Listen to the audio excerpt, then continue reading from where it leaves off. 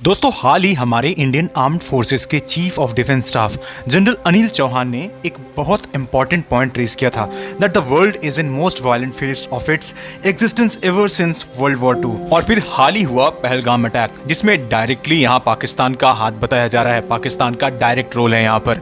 और ऐसे में पूरा देश आज गुस्सा है, पाकिस्तान के खिलाफ आवाज उठ रहा है। तो ऐसे में एक बड़ा क्वेश्चन ये उठता है that is India prepared to tackle this violent phase and specifically when we see our neighbors like Pakistan, then ऊपर में चाइना है, inside you have new rival that is Bangladesh. तो क्या हम इन थ्री फ्रंट वॉर को इन फ्यूचर टैकल करने के लिए रेडी है?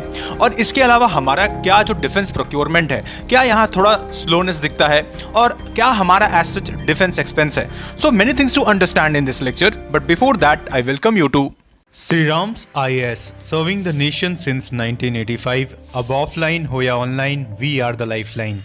दोस्तों आज के प्रेजेंट सिनेरियो में लगभग हर एक देश की नीड है एक स्ट्रॉन्ग आर्मी। क्यों?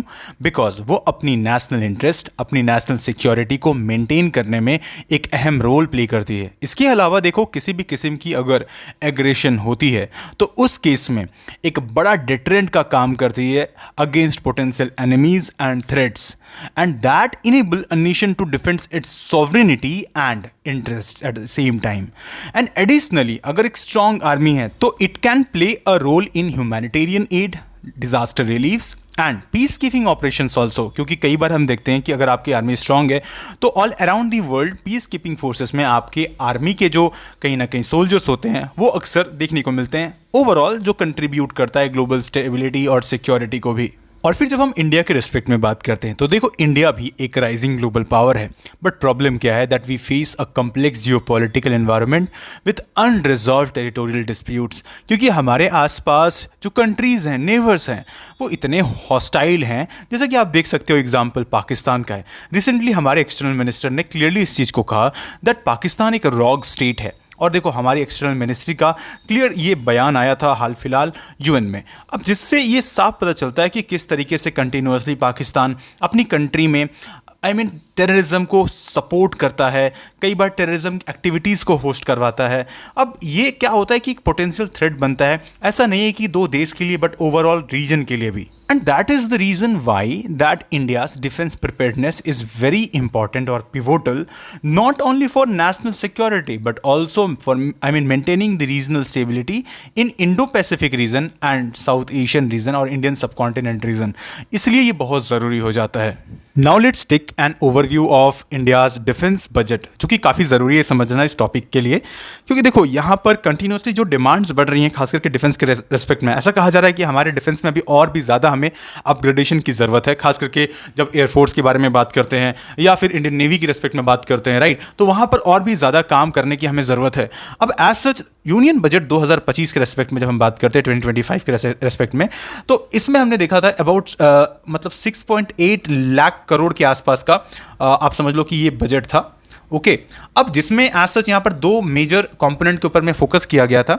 एक तो था कि मॉडर्नाइजेशन के ऊपर में फोकस रहा, और दूसरा जो डिफेंस प्रोक्योरमेंट है और खास करके डोमेस्टिक डिफेंस प्रोक्योरमेंट, उसके ऊपर में भी यहाँ पर बात किया गया है। खास करके मॉडर्नाइजेशन के रिस्पेक्ट में यहाँ पर कहा जा रहा है कि 1.80 लाख करोड़ के आसपास का एलोकेशन है और 1.12 लाख करोड़ के आसपास का यहाँ पर डोमेस्टिक डिफेंस प्रोक्योरमेंट के ऊपर में फोकस करने की बात की गई है, जो इस चीज़ को दर्शाता है कि कहीं ना कहीं इंडिया इस चीज़ पर एम्फेसाइज कर रहा है आज के वक्त में कि कैसे भी करके आत्मनिर्भरता लाया जाए with respect to defence procurement. Okay, तो ये तो कहीं ना कहीं क्लियरली दिखता है ना। इन सब के अलावा देखो जो प्रॉब्लम है ना वो कहां पर है वो मैं आपको बताता हूं। अभी देखो एक जो दिक्कत है वो है कि टोटल जो जीडीपी आप जब देखते हो इंडिया के, तो जीडीपी के रेस्पेक्ट में जस्ट 1.9% के आसपास का आप समझ लो कि एलोकेशन है ऑन डिफेंस। अब ओवरऑल जब गवर्नमेंट के बजट के रेस्पेक्ट में बात करते हैं तो एज सच 13.45% के आसपास का है।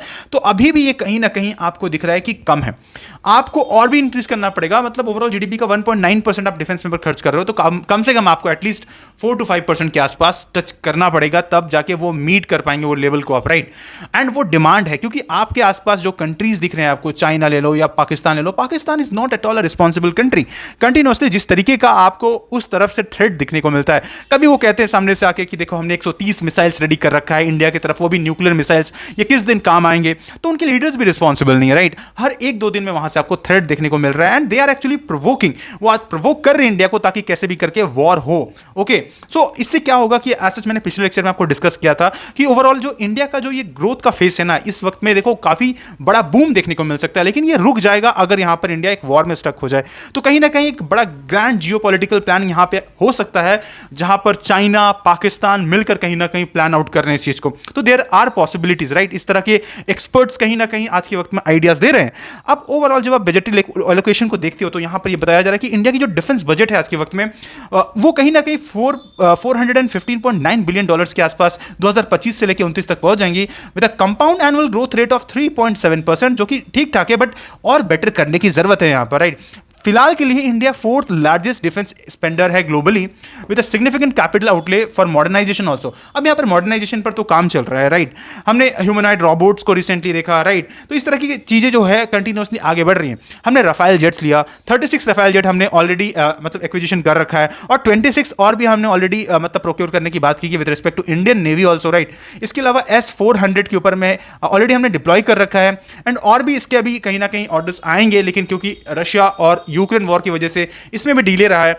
अगेन LCA तेजस, कई बार लोग तेजस के ऊपर में क्वेश्चंस उठाते हैं, लेकिन हाँ, Tejas is a good option against MiG-21, बहुत अच्छा ऑप्शन है। तो मेरे ख्याल से yes, it is a good option, and India is also working for AMCA, but currently ये बहुत ज्यादा डिले हो रहा है। चाइना ऐसा कहता है कि उसके पास already 6th generation fighter jet आ चुका है, एंड इंडिया के पास में अभी तक 4.5 जनरेशन का ही फाइटर जेट है, और वो रफाइल है, राइट, क्योंकि हमने फ्रांस से ले रखा है। अब देखो यहां पर क्वेश्चन अगेन उठता है कि हमें एयरफोर्स में मॉडर्नाइजेशन करने की जरूरत है, क्योंकि ये नीड ऑफ द टाइम है, और खास करके 5th जनरेशन फाइटर जेट्स की हमें जरूरत है।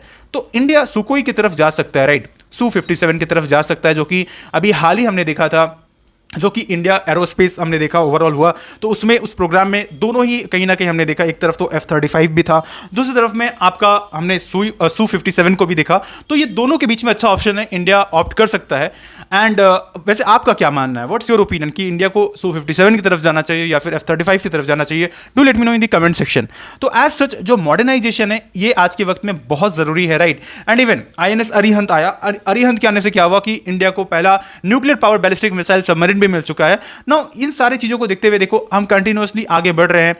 अगेन इसके अलावा अभी हाल फिलहाल INS विक्रांत का इंडक्शन होना, प्रोजेक्ट 17A स्लीथ फ्रिगेट या फिर प्रोजेक्ट 75I सबमरीन्स जो है, ये कहीं ना कहीं आने वाले वक्त में काफी इंपॉर्टेंट रोल प्ले करने वाले, खास करके नेवल मॉडर्नाइजेशन के भी रिस्पेक्ट में। तो एज सच यहां पर बहुत सारा काम होना बाकी है, but still problems are there. Again problems है, चैलेंजेस है, खास करके जब ओवरऑल आप देखते हो इंडिया की डिपेंडेंसी को on import, defence import actually, तो India is actually one of the you can say largest, world's largest arm importer with 11% share of global arm import, और ज्यादातर करके रशिया से हम कहीं ना कहीं इंपोर्ट करते हैं।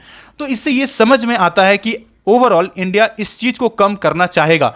हम सेल्फ सफिशिएंट बने, अपने टेक्नोलॉजीज पर और भी काम करें, अपने रिसर्च एंड डेवलपमेंट पर काम करें, जिससे ये चीजें बेटर हो सकती हैं, राइट, ताकि हम बाकी प्लेयर्स के ऊपर ज्यादा डिपेंडेंट ना रहें। तो this is what is the idea. Although Russia is very close friend, हमारा काफी अच्छा दोस्त है रशिया, लेकिन इंटरनेशनल रिलेशन में कभी भी कोई परमानेंट फ्रेंड नहीं होता है, right, this is clear, and that's why सबका अपना इंटरेस्ट होता है। तो दैट्स वाई इंडिया को कहीं ना कहीं इस चीज पर ध्यान देने की जरूरत है। ओके, तो देखो आने वाले वक्त में इंडिया को जोर शोर से काम करने की जरूरत है with respect to jointness and integration, जैसे कि जो ITC है, that is integrated theatre command, उसको कहीं ना कहीं ऑपरेशनलाइज करने की जरूरत है, और इंटर सर्विस सिनर्जी के ऊपर में काम कर सकते हैं तीनों ही, जो स्पेसिफिकली विंग से आर्म फोर्स के अंदर, बेसिकली एयरफोर्स हो गया, आर्मी हो गया, और इसके अलावा यहाँ पर नेवी है, राइट। आफ्टर दैट कोऑर्डिनेशन जितना ज़्यादा रहेगा उतना बेटर होगा। नाउ यहाँ पर इमर्जिंग टेक्नोलॉजीज है, जैसे कि AI, ML, हाइपरसोनिक, रोबोटिक्स, इसको ज़्यादा से ज़्यादा इंटीग्रेट कर सकते हैं, राइट। इसके अलावा जो प्रोक्योरमेंट का सिस्टम है उसको और अच्छा से स्ट्रीमलाइन किया जा सकता है।